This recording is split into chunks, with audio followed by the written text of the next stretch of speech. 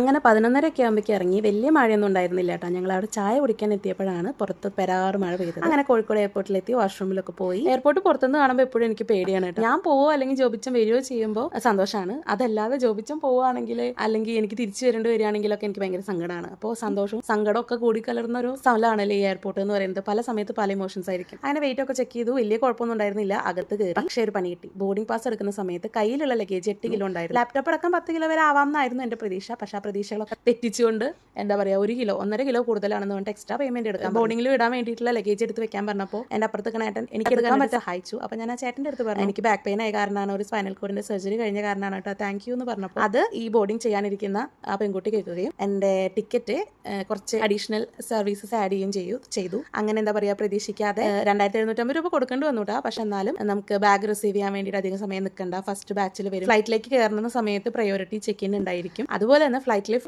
First റോയിലുള്ള seat കിട്ടുമെന്നും പറഞ്ഞു. എനിക്ക് ഭാഗ്യത്തിന് വിൻഡോ സീറ്റ് കിട്ടുകയും ചെയ്തു. അപ്പോൾ കാല് നിവർത്തി വെക്കാൻ സ്പേസ് ഉണ്ടാവുകയും ചെയ്യും. പിന്നെ കോംപ്ലിമെന്ററി ആയിട്ട് നമുക്ക് ഫുഡും ഉണ്ട്. അപ്പോൾ ഭയങ്കര സന്തോഷം തോന്നി.